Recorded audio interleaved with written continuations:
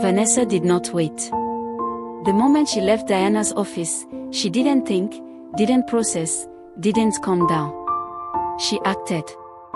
Her heels struck the office floor sharply as she walked out, phone in hand, breath tight, mind racing. The image burned into her head. The child. The resemblance. The implication. She dialed Ethan. Once. Twice. He didn't pick. Pick up, she muttered under her breath. Pick up. On the third call, he answered. Hello. Where are you? Vanessa cut in. At work. Good. Don't move. I'm coming. Before he could respond, she ended the call. Ethan stared at his phone. His stomach dropped. Because he knew that tone. There are tones that carry anger. And there are tones that carry discovery. Vanessa's voice had carried the second. 10 minutes later, she walked into his office without knocking. The door swung open. Hard. Ethan stood up immediately. Vanessa. Who is the child? The question landed like a blow. Direct. No introduction. No warning. Ethan froze. Because in that moment, every lie he had prepared suddenly felt useless. Vanessa stepped closer. Her eyes locked onto his. Sharp. Unforgiving. I'll ask again, she said quietly. Who is the child? Silence. Heavy. Dangerous. Ethan ran his hand over his face. Where did you hear that from? Vanessa let out a dry laugh. Wrong answer. She stepped even closer. Who is the child? His voice dropped. Mine. The word echoed. Simple. Final. Destructive. Vanessa blinked. Once. Twice. Then she laughed. But there was no humor in it. Only disbelief. Your child, she repeated slowly. You have a child, and you didn't think to mention it. Ethan tried to explain. It's complicated. No, she snapped. It's simple. You lied. Her voice rose slightly. Not enough to attract attention, but enough to carry weight. You told me everything, she continued. You told me about your marriage, your struggles, your feelings. She pointed at him. But this? You hid this. Ethan stepped forward. I was going to tell you. When, she fired back. After the wedding. Or after the second child. That hit hard. Vanessa turned away briefly, pacing. Because anger needed movement. Stillness would break her. Who is the mother? She asked without turning. Amora. Vanessa stopped. Then slowly, she turned back. How many women, Ethan? That question. That simple, painful question. Held more weight than everything else. Because now, this was no longer about Diana. Not just about Vanessa. It was about pattern. Ethan said nothing. And silence answered her better than words ever could. Vanessa shook her head slowly. Wow. She picked up her bag, laughing softly. I fought for this, she muttered. I argued with myself for this. She looked at him one last time. And her voice dropped. Cold. Clear. Final. You didn't choose me, Ethan. She paused. You just continued being yourself. And with that, she walked out. For the first time since everything began. Vanessa wasn't angry. She was aware. When truth is revealed, it does not just expose lies, it reveals patterns. Amora did not rush. She had waited 3 years. She could wait a few more days. But this time, She was not waiting in silence. She arrived in Abuja on a quiet Thursday morning. No announcement. No drama. Just a suitcase. And a child. His name was Daniel. 3 years old. Curious eyes. Calm energy. And a face that carried just enough of Ethan to make denial impossible. Amora stepped out of the taxi, looked around briefly, then took Daniel's hand. "Come," she said gently. They walked into a small hotel in Wus. Temporary. But intentional. Because Amora was not here to visit. She was here to resolve. Later that afternoon, she sent a message. Not anonymous this time. Direct. To Ethan. "I'm in Abuja. It's time." Ethan saw the message. And his world tilted. Because some consequences don't just arrive. They stand in front of you. Waiting. Meanwhile, Diana received another email. Same sender. No name. This time, it wasn't documents. It was an address. A hotel. In Wus. Diana stared at it. Long. Quiet. Thinking. Because instinct told her. This was not random. She picked up her bag. Gloria's voice echoed in her head. If you go looking for truth, be ready to find it. Diana stepped out anyway. Because she was done guessing. Responsibility delayed is not responsibility avoided.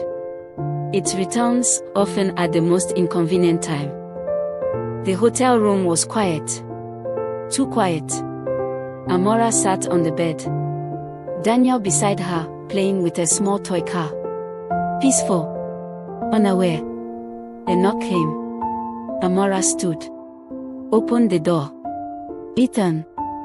For a moment. Neither of them spoke. Time stretched. History filled the space between them. You came, Amara said simply. Ethan nodded. Then, his eyes moved. To the child. Daniel looked up. Curious. Innocent. Unburdened. Who is he? Daniel asked softly. Amora smiled gently. Someone important. Ethan's throat tightened.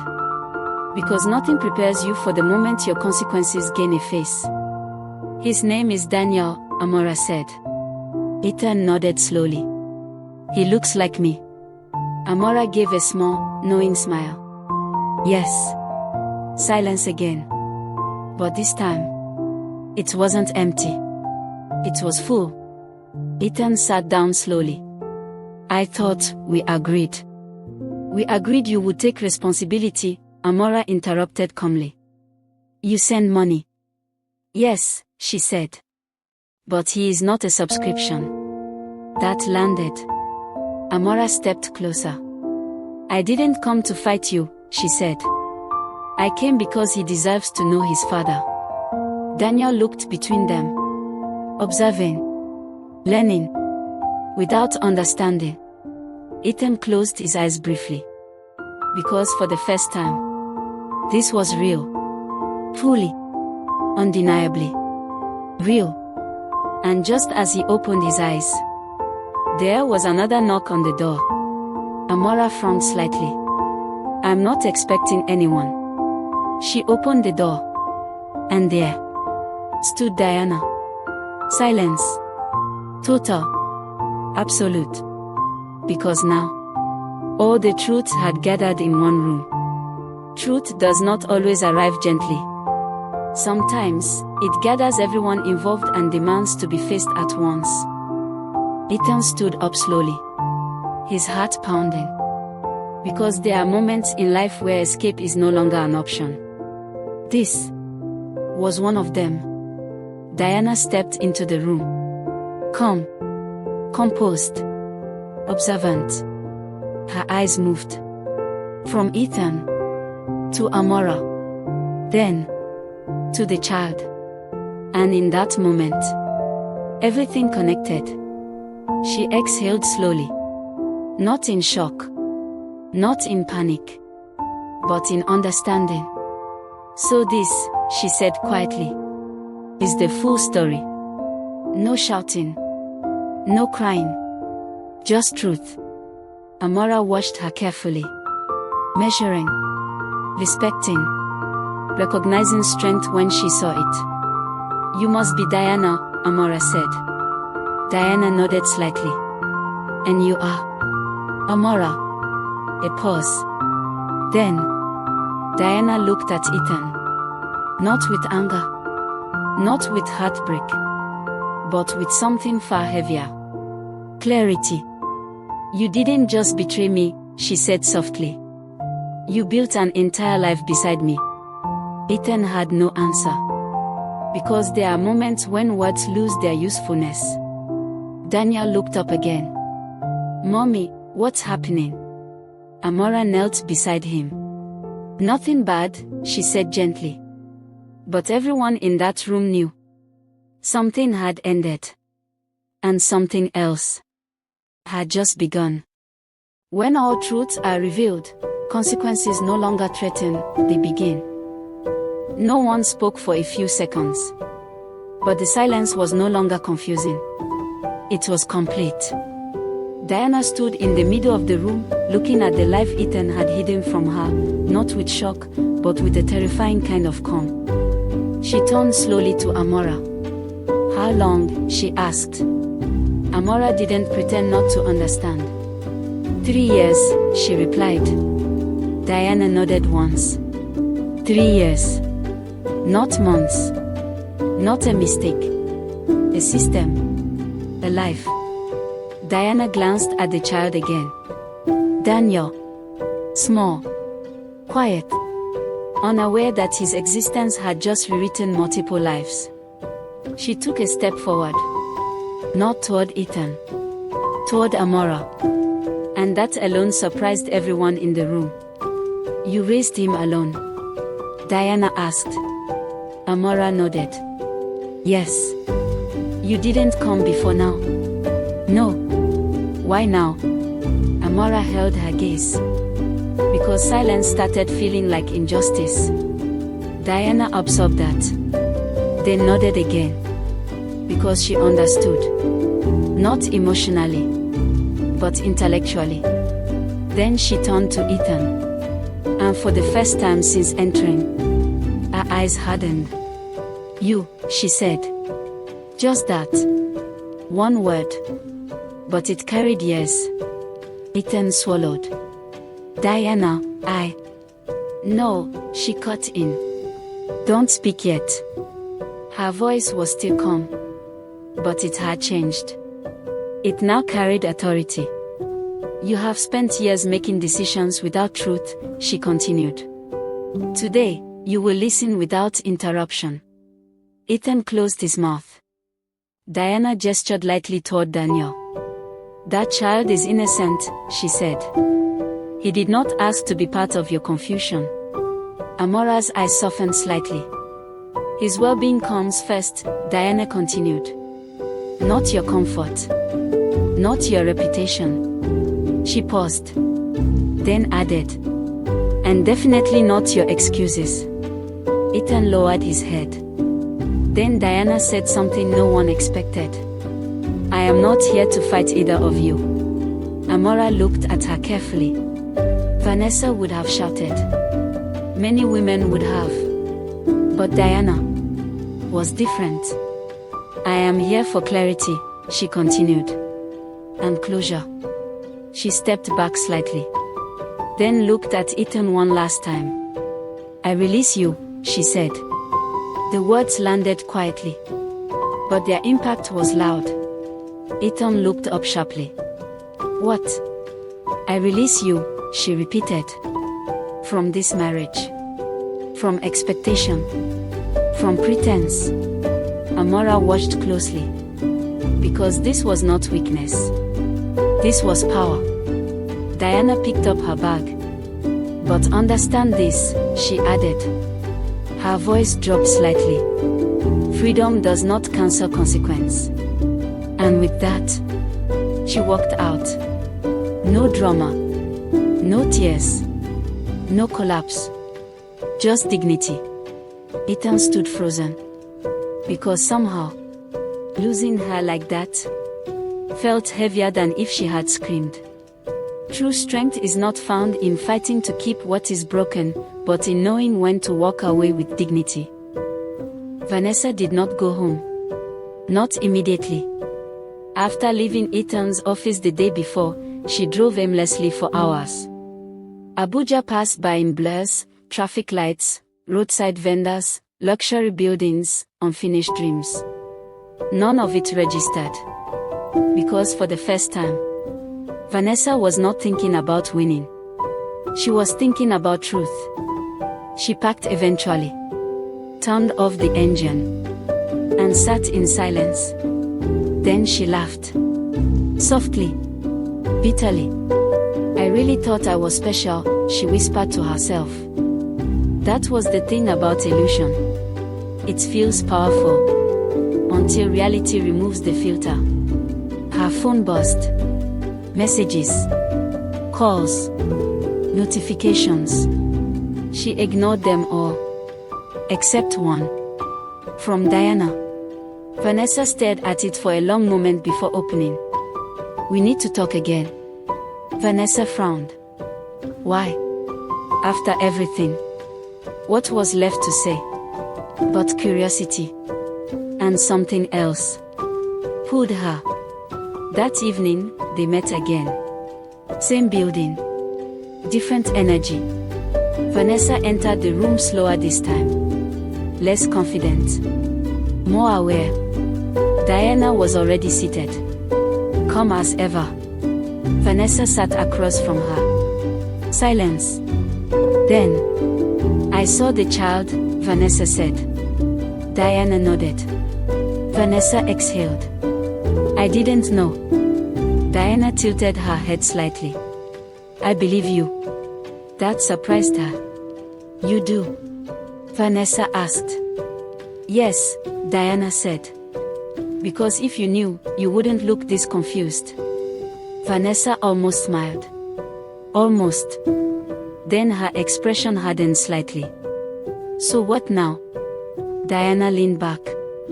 That depends on you. Vanessa frowned. Me? Yes, Diana said. You chose to enter something you didn't fully understand. Now you must decide if you will stay, now that you do. Vanessa looked down briefly. Thinking. Because for the first time, this wasn't about desire, or competition, or victory. This was about consequence. I don't think I want this anymore, she admitted quietly. Diana nodded. Then leave, she said simply. No judgment. No sarcasm. Just truth. Vanessa looked up. And you? Diana's eyes were steady. I already have. That was the difference. Vanessa stood slowly. And for the first time since everything began, she felt something unfamiliar. Not pride. Not excitement. Clarity. Sometimes, the greatest victory is realizing you were fighting for the wrong thing. By Friday, the office could no longer pretend. What had been whispers became conversations. What had been rumors became discussions. And what had been hidden began to surface. Ethan walked into work that morning and felt it immediately. Eyes. Whispers. Distance. Respect had not just reduced. It had shifted. By midday, HR called him in. That alone was enough. The room was formal. Cold. Unforgiving. 2 representatives. 1 file. And a tone that meant trouble. Mr. Cole, one of them began, we've received multiple reports concerning misuse of company resources. Ethan sat still. Additionally, the second added, your conduct within the office has raised concerns regarding professionalism. Translation. Everything is catching up. Ethan tried to respond. to explain, to soften. But the truth had already entered the room before him. We will be conducting a full investigation, they concluded. Until then, you are suspended pending review. Suspended. The word echoed. Because in one moment, his professional life began to crumble. And outside that office, people were already talking. Because downfall never stays private for long. Character is not judged in private intentions, but in public consequences. That evening, Ethan sat alone. No office. No Vanessa. No Diana. Just himself. And silence. Real silence. Not the peaceful kind. The kind that forces reflection. He looked around the apartment. Everything still there. Nothing meaningful. Because for the first time, there was no distraction. No admiration. No attention. No illusion. Just truth. And the truth was simple. He had not been unlucky. He had been careless. He picked up his phone. Scrolled. Stopped. Diana's contact. He stared at it. Long. Because now, he wanted to talk. But timing is everything. And he had chosen the wrong time. Too many times. He dropped the phone. Because deep down, he knew. Some doors don't close loudly. They close quietly. And permanently. A man may chase many things, but when he loses what truly mattered, he often realizes too late. Healing did not come with noise. It did not arrive with dramatic music or sudden happiness. It came quietly. In small decisions. The first thing Diana did was change the house. Not because the furniture offended her, but because memories were stubborn. She moved the couch, changed the curtains, rearranged the bedroom, removed anything that carried Ethan's presence too strongly. Not out of anger, but out of clarity. Because healing requires space. And space sometimes needs to be created physically before it exists emotionally. At work, she became even sharper. More focused. More precise. Pain had not broken her. It had refined her. Gloria watched her closely one afternoon. "You're scary now," Gloria said. Diana raised an eyebrow. "Scary?" "Yes," Gloria nodded. "Before, you were strong. Now, you're intentional." Diana smiled faintly. "That's what pain does," she said. "It removes distractions. But healing is not linear." That night, alone in her room, Diana sat quietly. No phone. No music. No distraction. And for a moment, the silence spoke. Not of Ethan. Not of betrayal. But of herself. "What did I ignore?" she whispered softly. Because true growth does not only ask, "Who hurt me?" It also asks, "What did I allow?" And that question was where her real transformation began. Healing is not just about moving on, it is about understanding yourself deeply enough to never return to what broke you. Regret has a pattern. It doesn't arrive immediately. It waits. It allows you to enjoy your decisions first. Then, when the excitement fades, it enters quietly. Ethan had reached that stage. No job. No Vanessa. No peace. Just consequences. He sat in his apartment that evening, staring at his phone. Diana's contact. Still saved. Still familiar. Still unreachable. He picked it up. Dropped it. Picked it again. Because pride and regret were fighting. And regret was beginning to win. Finally, he dialed. The phone rang. Once. Twice. 3 times. Then, she answered. Hello. Her voice. Calm. Steady. Unmoved. Ethan swallowed. Diana, it's me. A pause. I know, she said. No warmth. No anger. Just recognition. I wanted to talk, he said. Another pause. About what? She asked. Ethan hesitated. Because for the first time, he didn't have prepared words. I made mistakes, he said finally. Diana didn't respond immediately. Then, quietly, we are past mistakes, Ethan. The truth in that sentence was heavy. I want to fix things, he added. That was when she exhaled softly. You're not trying to fix things, she said. You're trying to escape consequences. Silence. Because she was right. You didn't leave because you were confused, she continued. You left because you were convinced. Ethan closed his eyes. And now that reality has corrected you, you want to return. Her voice remained calm, but each word landed with precision. I'm sorry, he said. And for the first time, he meant it.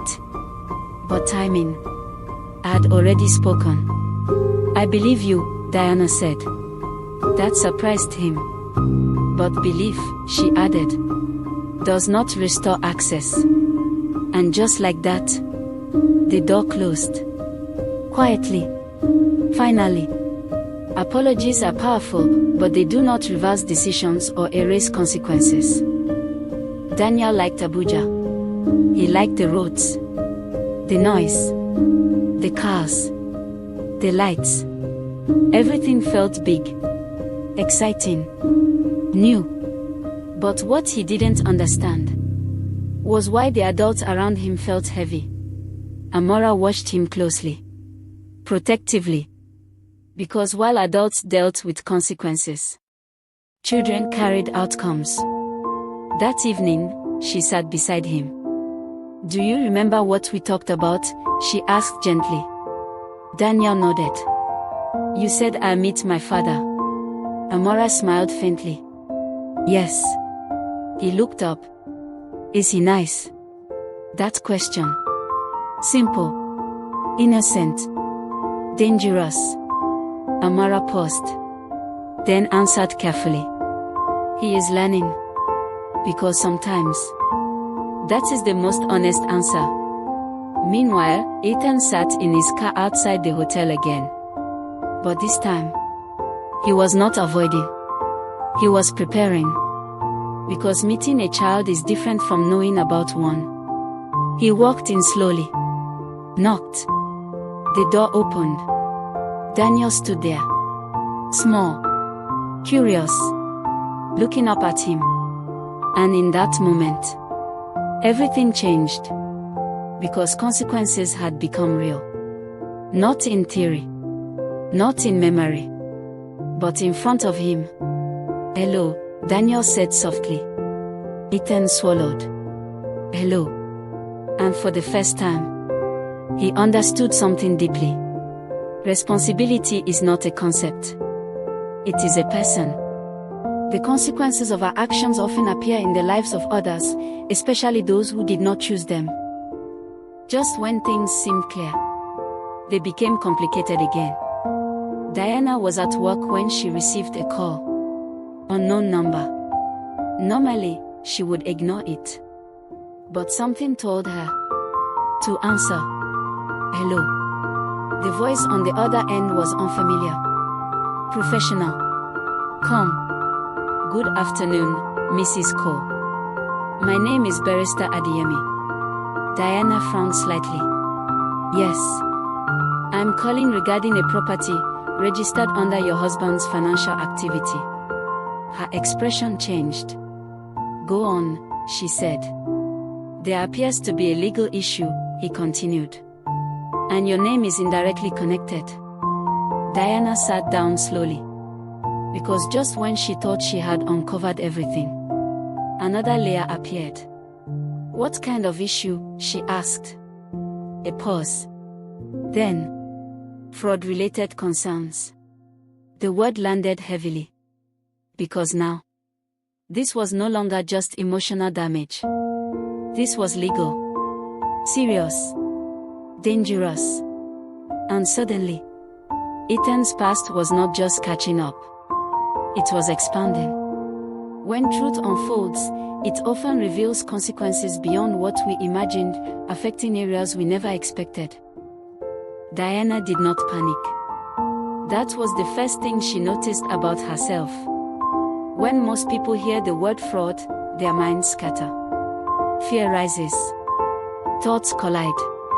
But Diana became still. Explain clearly, she said into the phone. Barrister Adeyemi's voice remained calm. There are transactions linked to a property acquisition in Lugby. The financial trail includes accounts associated with your husband, and indirectly, you. Diana's grip tightened slightly on the phone. Indirectly how?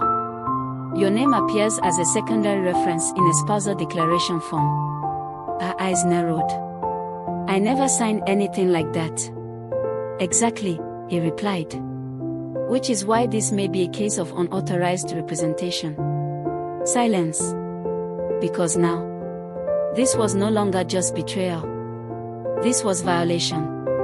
Am I in trouble? Diana asked. A pause. Then honestly. Not yet. Those two words carried more weight than panic. Not yet. Which meant something was coming. Diana stood up slowly. Mind sharp. Heart steady. Because one truth had become clear. Ethan had not just been dishonest. He had been reckless. And now, his recklessness was reaching her. When people act without integrity, the consequences rarely remain personal, they spread to others. That night, Diana locked her door twice. Not out of fear, but awareness. Because something had shifted. This was no longer just emotional damage. This was risk. Real risk. She sat in her living room, documents spread out again. But this time, she wasn't just looking for answers. She was preparing for protection. Her phone buzzed. Unknown number. She hesitated. Then answered. Hello. Silence. Then, a voice. Low. Unfamiliar. You should stop digging. Diana's expression didn't change. Who is this? A slight chuckle. Someone who understands the situation better than you. Her tone remained calm. Then enlighten me. Another pause. Then, some things are not meant to be exposed. Diana leaned back slightly. And some things should not have been done. Silence. Then the line went dead. Diana lowered the phone slowly. Because now, this was no longer just about Ethan. There were other people involved. Watching. And possibly afraid. When truth begins to surface, those who benefit from lies will often try to silence it. Ethan had run out of space to hide. Between Diana, Vanessa, Amora, the child, his job, the investigation.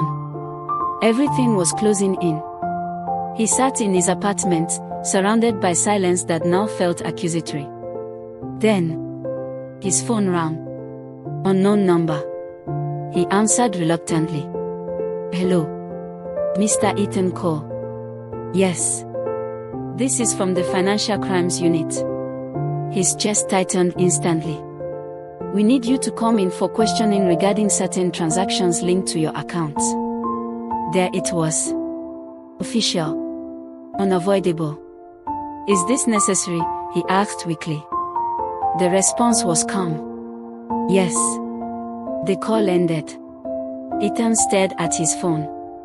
Because this was the moment. The point where consequences stop warning. and start acting. He stood up slowly. And for the first time, he understood something deeply. He was not in control anymore. You can delay consequences, but you cannot cancel them. The room was quiet when Diana met Barrister Adeyemi. Files, documents, evidence. Everything laid out clearly. "This is bigger than we thought," he said. Diana remained composed. "Explain." He slid a document across the table. She looked, then froze. Not visibly, but internally. Because the name she saw was familiar. Leonard Briggs, Ethan's boss. Her eyes lifted slowly. Barrister Adeyemi nodded. "Yes," he said. "The same one." Diana leaned back. Because now, everything connected. The office pressure, the financial transactions, the hidden company. This was not just Ethan's doing. He had been part of something bigger. And possibly, he wasn't the one in control. "Your husband," the lawyer continued, "may not be the mastermind." Diana's voice was quiet. "Then what is he?" A pause. A participant. The word settled. Heavy. Because suddenly, this was no longer just a story of betrayal. It was a story of manipulation and exposure. Sometimes, the people we blame are not the only ones responsible. The truth is often bigger than we first see. The building did not look intimidating. That was the first thing Ethan noticed. No dramatic gates.no shouting officers.no visible tension. Just a quiet government office building in Abuja, standing like it had nothing to prove. And somehow, that made it worse. Ethan adjusted his shirt as he stepped out of the car, his palm slightly damp despite the air-conditioned drive. He paused at the entrance. For a brief moment, he considered leaving, walking away, pretending he never got the call. But even he knew that stage had passed. Inside, the air felt different. Cool. Controlled. Serious. A receptionist directed him without much interest. "Second floor. Room 204. Ethan nodded, his throat dry. As he walked down the hallway, every step felt louder than it should have. Because when your mind is heavy, even silence makes noise. Room 204. He knocked. "Come in." The voice was calm. Too calm. Ethan entered. Two men sat behind a table. No uniforms. Just files. Pens. And eyes that had seen many versions of men like him. "Mr. Ethan Cole," one of them said, gesturing to a chair. "Please, sit." Ethan sat.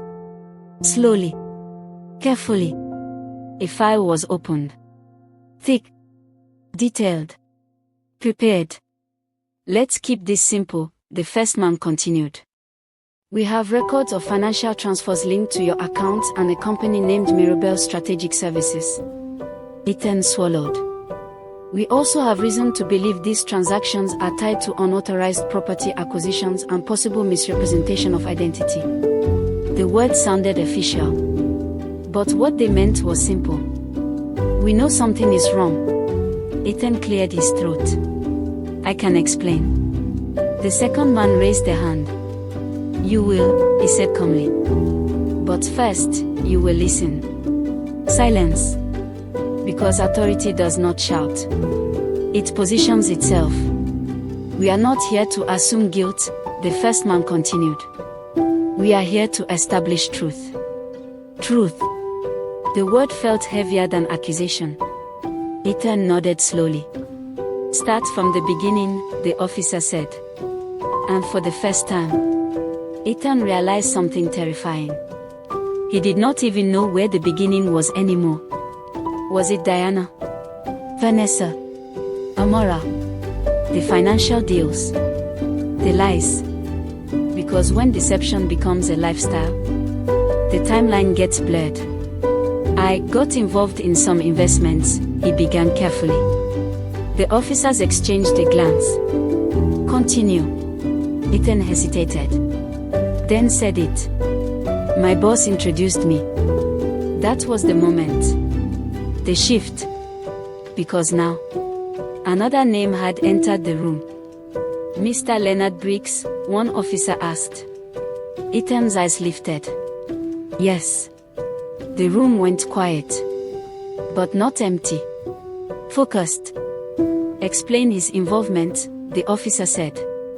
Ethan leaned forward slightly, his voice lower now. He said it was a private opportunity. Property acquisitions. Quick returns. Minimal documentation. Minimal documentation, the officer repeated. Ethan nodded. He handled most of it. I just facilitated some transfers. Facilitated. A soft word. For a hard reality.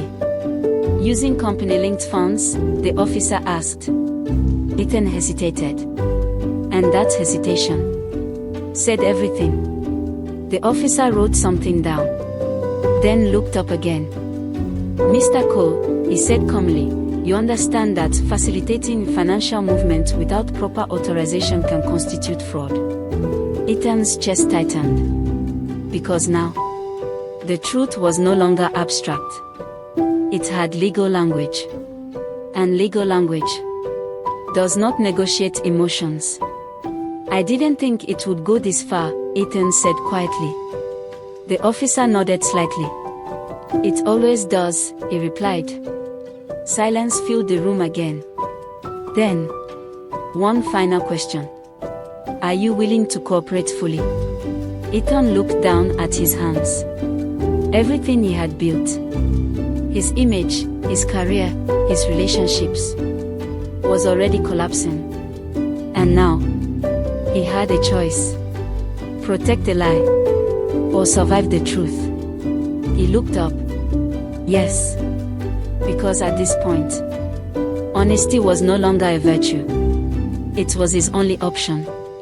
When lies are examined under truth, they lose their power, and the person behind them must finally face reality.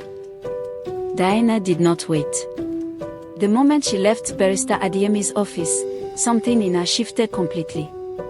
She was no longer reacting. She was acting. Because there is a point in every storm where survival is not enough. You must take control. She sat in her car for a moment before starting the engine. Not to calm down, but to think. Strategically. Because emotions could not solve this. Only clarity could. She picked up her phone. Called Gloria. Are you free? She asked. Gloria didn't joke this time. I am now. What happened? Diana exhaled slowly. It's bigger than we thought. Define it bigger. There's a fraud investigation. And Ethan is not alone in it. Silence. Then, my sister, we have left relationship drama. We are now in crime documentary. Despite everything. Diana smiled faintly. I need to protect myself, she said. Gloria's tone sharpened. Yes. Immediately. That evening, Diana sat across from Barrister Adeyemi again. This time, not as a confused wife, but as a prepared woman. We need to separate you legally from anything connected to your husband's financial activities, the lawyer explained. Diana nodded. What do I need to do? Full disclosure, he said. And immediate documentation. She leaned forward slightly. Do it. No hesitation. No fear. Because Diana understood something clearly now. Waiting had already cost her too much. Also, the lawyer added, you may need to prepare for questioning. She held his gaze. I have nothing to hide. That helps, he said. She sat back. Calm. Because for the first time since everything began, she was no longer a victim of the situation. She was positioning herself above it. And that was power. When life becomes complicated, clarity and action, not emotion, are what protect you. Vanessa did not cry. That was the surprising part. Most people expected tears when illusions broke. But Vanessa sat in silence. Her apartment was quiet. Too quiet. No music. No television. No distractions. Just her. And truth. She sat on the edge of her bed, staring at nothing in particular. But her mind was loud. Every moment replayed. Every conversation. Every promise. Every lie she didn't question. I didn't know, she whispered to herself. But even as she said it, something inside her responded. You didn't ask. Vanessa leaned back slowly. Closed her eyes. Because denial was no longer an option. Ethan had lied. Not just about Diana. Not just about his feelings. But about his life. A child. A hidden past. Financial secrets. And somehow, she had become part of it. Not by force, but by choice. That realization hurt more than betrayal. Because it meant she had participated in her own confusion. Her phone buzzed. She didn't reach for it immediately. Then it buzzed again. And again. Finally, she picked it up. Ethan. She stared at his name. Once. That name made her smile. Now. It made her think. She declined the call. Not out of anger. But out of clarity. Because for the first time, she understood something deeply. Not every relationship deserves closure. Some deserve distance. The next morning, Vanessa did something no one expected. She went to the office. Not to work. To act. People noticed immediately. Her work was different. Less performative. More intentional. She didn't greet anyone. Didn't stop. Didn't smile. She went straight to HR. The receptionist blinked. Good morning, ma'am. I need to speak to someone, Vanessa said calmly. Her tone carried no drama. But it carried weight. Minutes later, she sat across from an HR officer. How can we help you? The woman asked. Vanessa leaned forward slightly. I want to make a formal statement, she said. The officer's pen paused. Regarding what? Vanessa's eyes were steady. Misconduct, she said. The word settled in the room. Because Vanessa had made a decision. Not emotional. Not reactive. Strategic. I was involved in a relationship with Ethan Cole, she continued. The officer remained composed. But alert. And during that time, Vanessa added, I became aware of certain activities that may not align with company policy. Careful. Measured. Vanessa wasn't shouting. She was positioning. Because if she was going down, she was not going down alone. Later that afternoon, Ethan received another call. But this one felt different. Mr. Cole, the voice said, we need you back in the office. Ethan frowned. I thought I was suspended. You are, the voice replied. But this is a different matter. His stomach dropped. Because instinct told him. This was connected. Across town. Diana sat quietly, reviewing documents. Focused. Steady.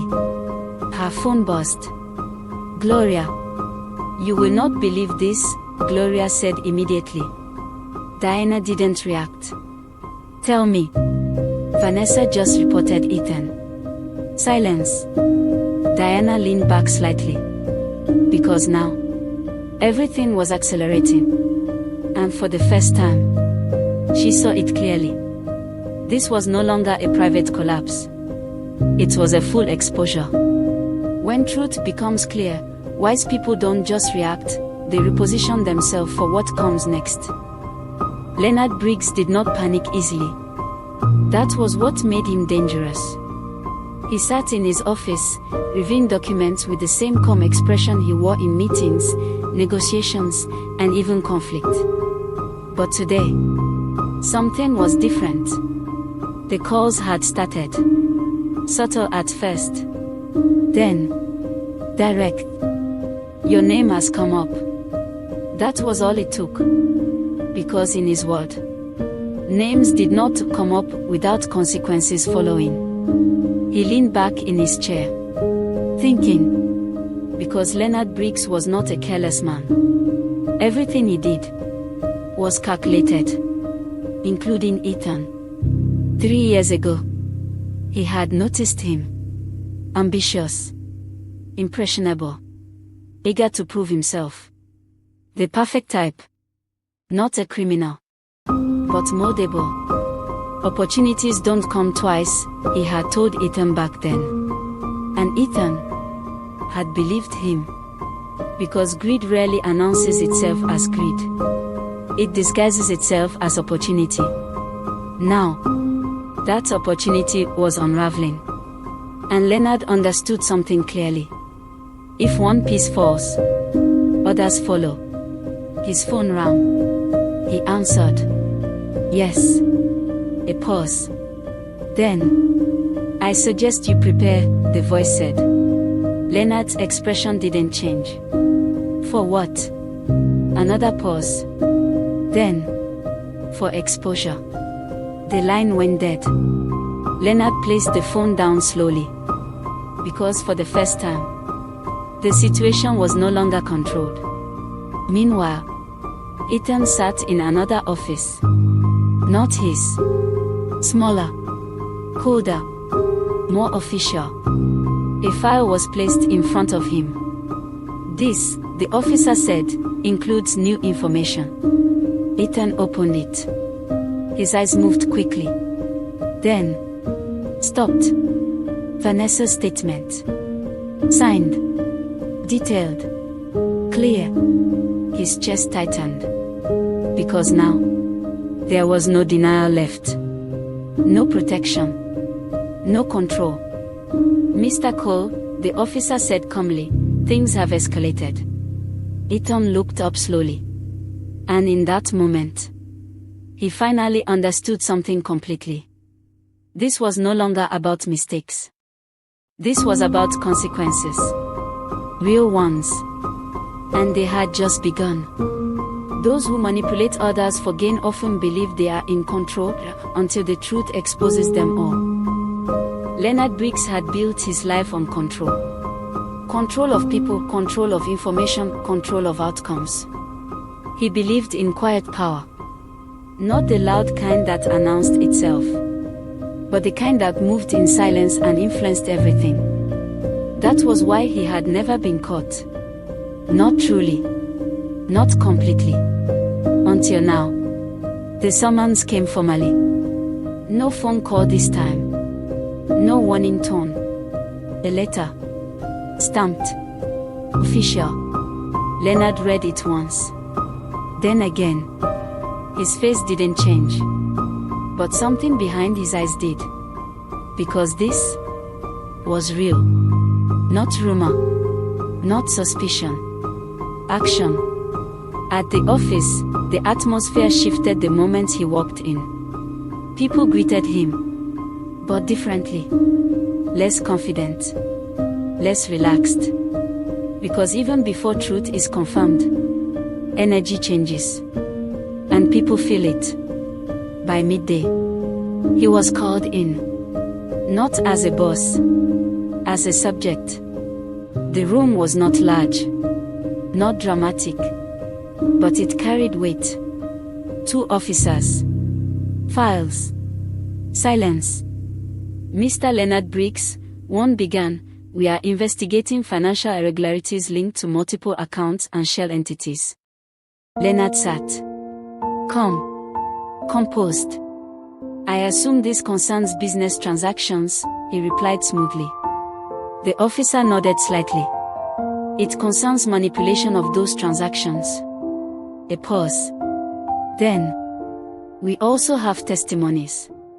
Leonard's eyes flickered slightly. Because that word, testimonies, meant something had shifted. From who? He asked. The officer didn't hesitate. Multiple parties. That was enough. Because in that moment, Leonard understood something critical. The structure was breaking. And once structure breaks, control disappears. For the first time in years, Leonard leaned back in his chair. Not as a man in control, but as a man calculating survival. Those who build power on manipulation often forget control is temporary, but truth is persistent. Ethan had never been a bad man. That was the story he told himself. He wasn't cruel. He wasn't violent. He wasn't heartless. He was just careless. But now, he was learning something painful. Carelessness can destroy just as much as cruelty. He sat alone in the holding room. No phone. No distraction. Just a chair. A table. And his thoughts. And his thoughts were loud. Diana. Vanessa. Amora. Daniel. His job. His reputation. Everything. All at once. He leaned forward, resting his head in his hands. How did it get this bad? He whispered. But deep down, he knew the answer. It didn't get bad suddenly. It got bad slowly. Decision by decision. Lie by lie.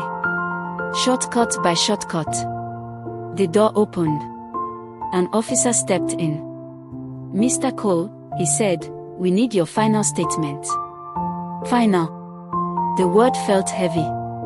Because it meant this was it. No more explanations. No more adjustments. Just truth. Ethan sat up slowly. For a moment, he considered minimizing, deflecting, protecting himself. But then, Daniel's face came to his mind. And Diana's voice. Freedom does not cancel consequence. He exhaled. And then, he spoke. Fully. Honestly. Completely. Because at this point, truth was no longer about morality. It was about survival. A man truly understands loss not when he loses things, but when he understands how he lost them. Diana did not celebrate. That was important. Because what she had gained was not victory. It was clarity. Months had passed. The storm had settled. Not completely, but enough. Her life looked different now. Quieter. More intentional. Stronger. She stood in her new office. Promotion. Recognition. Growth. Not because of what happened, but because of how she responded. Gloria walked in, smiling. Madam Director, she said playfully. Diana laughed softly. Don't start. I will start, Gloria replied. Because look at you. She gestured around. Pain really upgraded you. Diana smiled. It refined me, she corrected. That was the truth. She was not the same woman. Not softer. Not harder. Just wiser. Later that evening, she sat on her balcony again. Same spot. Different woman. She looked out at the city. Alive. Moving. Unbothered. And for the first time, she felt something complete. Not happiness. Not excitement. Peace. Because she had learned something deeply. Closure is not something people give you. It is something you create. True healing is not about forgetting the past, but about becoming stronger because of it. It happened on a quiet afternoon. Diana was leaving a meeting when she saw him. Ethan. Standing outside the building. He looked different. Not dramatically, but noticeably. Less confident. Less polished. More real. For a moment, she considered walking past him. But something made her stop. Not emotion. Clarity. He stepped forward slowly. Diana. Her name sounded different in his voice now. Less entitled. More careful. I just wanted to see you, he said. She nodded slightly. I can see that. A pause. Then, I'm not here to ask for anything, he added. That was new. I just wanted to say thank you. Diana raised an eyebrow slightly. For what? For not destroying me when you had the chance. Silence. Because that truth was heavy. Diana looked at him for a moment. Then said calmly, I didn't spare you. A pause. I spared myself. That landed deep. Ethan nodded slowly. Because now, he understood. I hope you're okay, he said.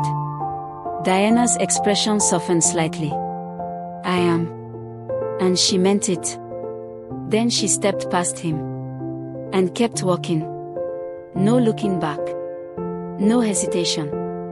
No regret.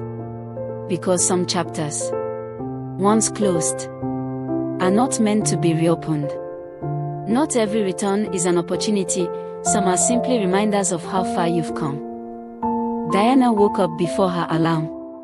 Not because she had to, but because her body had learned peace again. There was a time when mornings felt heavy. When waking up meant remembering. Remembering betrayal, remembering confusion, remembering the version of her life that had collapsed quietly. But now, morning felt different.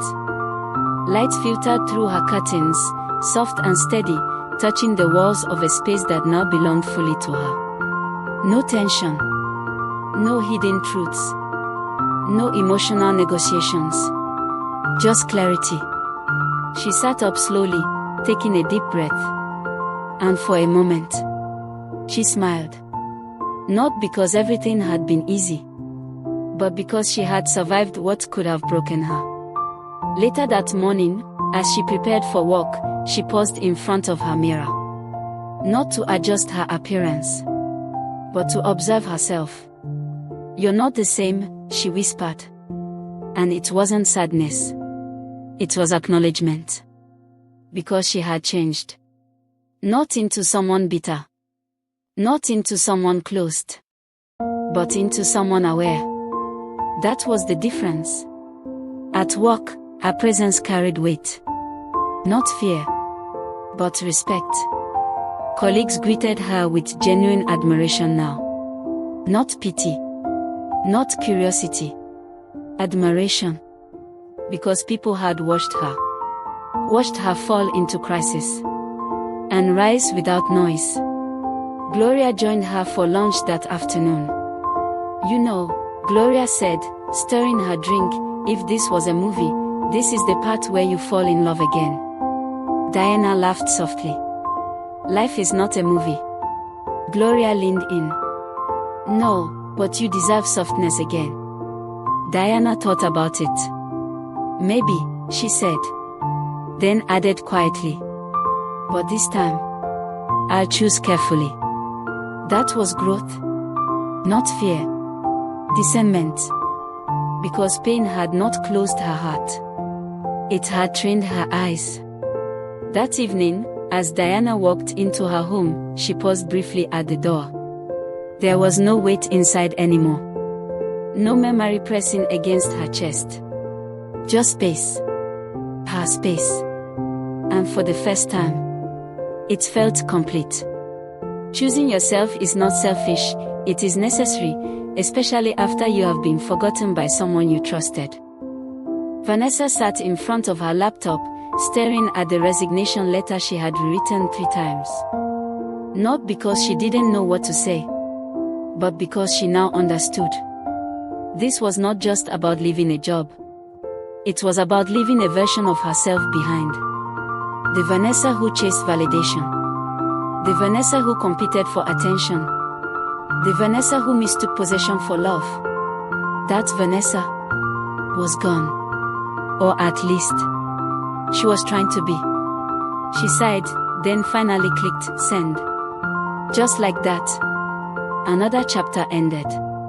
Weeks had passed since everything collapsed. The office, the scandal, the whispers. Vanessa had watched her image shift overnight. From admired to discussed. And for the first time, she didn't try to fix it publicly. She chose something harder. Silence. Reflection. Growth. Belinda visited her one afternoon. "You've changed," Belinda said, observing her carefully. Vanessa smiled slightly. "I had to." Belinda sat down. "So what now?" Vanessa leaned back. "I start again," she said. Not dramatically. Not emotionally. Just truthfully. "I want a life that is peaceful," she continued. "Not exciting at the cost of my dignity." Belinda raised an eyebrow. "Look at you. Wisdom has entered." Vanessa laughed. "Pain invited it," she replied. That was the truth. Because lessons don't come from comfort. They come from consequences. Later that evening, Vanessa stood in front of her mirror. But this time, she wasn't adjusting her wig. She was looking at herself. Fully. Honestly. "I will not repeat this," she said quietly. And for the first time, she believed it. Growth begins when you stop blaming others and start correcting yourself. Amora never asked for chaos. That was what people didn't understand. She had never chased drama. Never competed. Never demanded. She had simply lived. But life had pulled her into something complicated. And now, she was choosing something different. Peace. She sat on a park bench in Abuja, watching Daniel play nearby. His laughter was light. Free. Unburdened. And that was all she wanted. Not revenge. Not validation. Just stability. Ethan sat beside her quietly. Their relationship had changed. No tension. No expectation.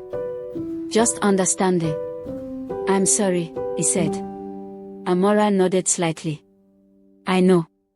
She didn't need more. Because apologies don't raise children. Responsibility does. "He likes you," she added, nodding toward Daniel. Ethan looked at his son. A soft smile formed. "I like him too." Amora smiled faintly. "Good," she said. "Because he needs consistency. Not promises." That landed. Because Amora was not interested in emotional speeches. She wanted action. And Ethan finally understood that. True maturity is choosing peace over pride, especially when others depend on you. Leonard Briggs no longer looked powerful. That was the first thing people noticed. Not because he had changed physically, but because authority had left him.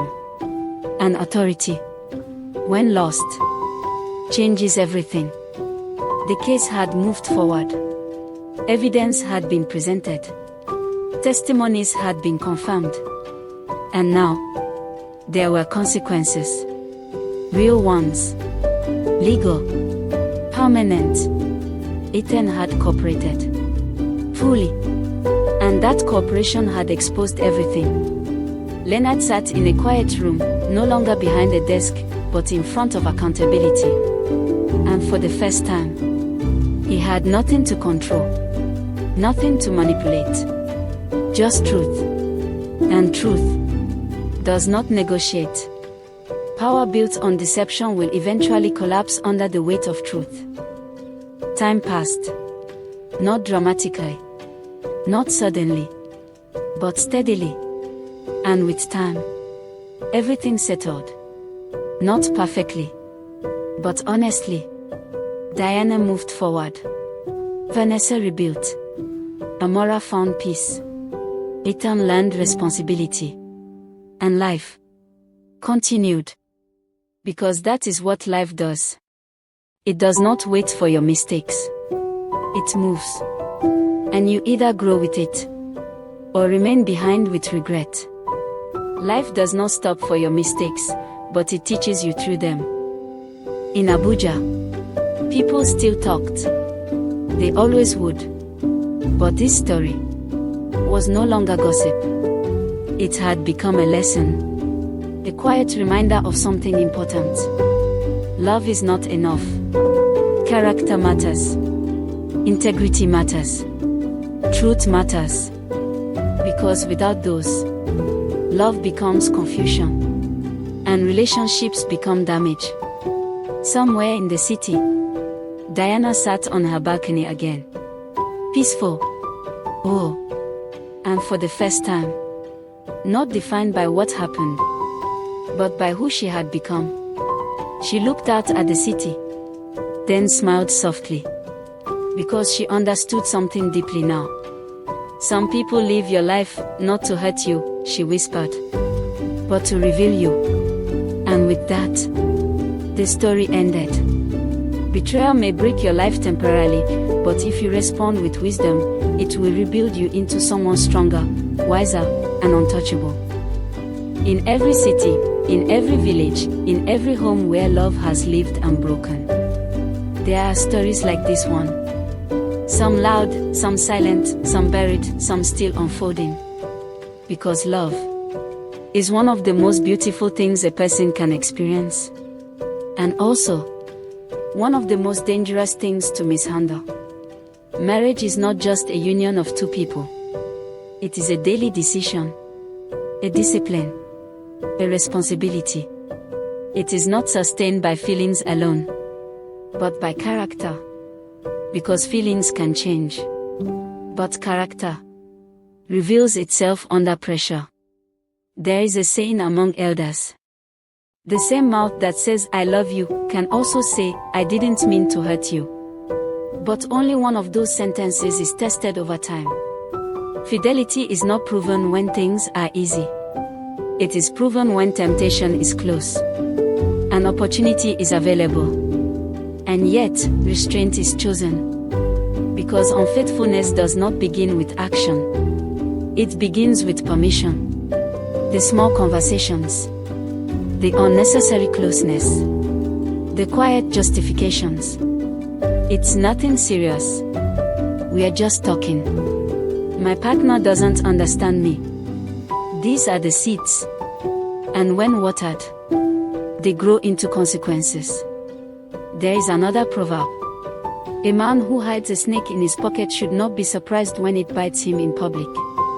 Because betrayal never stays hidden forever. It may take time. Days, months, years. But truth has patience. And when it comes, it does not knock gently. It reveals everything. Trust, once broken, is not easily restored. Because trust is not just belief. It is safety. And when a person loses safety, they do not just lose confidence in you. They lose peace within themselves. That is why elders say, it is easier to build a house than to rebuild a broken heart. And yet, even after betrayal, life does not end. It changes. Some people become bitter. Some become closed. Some become afraid. But the wise become aware. Because betrayal, painful as it is, can teach what comfort never could. It teaches discernment, boundaries, self-worth. It teaches you that love without respect is incomplete. That attention is not the same as commitment. That excitement is not the same as peace. And most importantly, it teaches you yourself. There is wisdom in walking away. Not every battle must be fought. Not every relationship must be saved. Not every apology must be accepted. Because sometimes, the greatest strength is not in holding on, but in letting go with dignity. As the elders say, when a door closes, do not sit outside crying. Stand up, clean yourself, and build your own house. And for those who have betrayed, there is also a lesson. Regret does not undo damage. Apologies do not erase consequences. And time does not reverse decisions. Because life is simple in one way. What you do will meet you again. Not always immediately. Not always loudly. But eventually. Completely. And for those who have been betrayed, hear this clearly. You are not defined by what was done to you. You are defined by how you rise from it. Your value does not reduce because someone failed to see it. Your worth does not change because someone mishandled it. And your future is not controlled by your past. Because healing is real. Growth is possible. And peace is available. So when love comes again, and it will come with wisdom, not fear, not desperation, but awareness. Because now, you know the difference between attention and intention, words and consistency, promises and character. And that knowledge is power. In the end, this story is not just about betrayal. It is about truth, growth, consequences, and transformation. Because sometimes, what breaks you is what reveals you. Final closing saying, guard your heart, not with fear, but with wisdom, for love is sweet, but only in the hands of the truthful.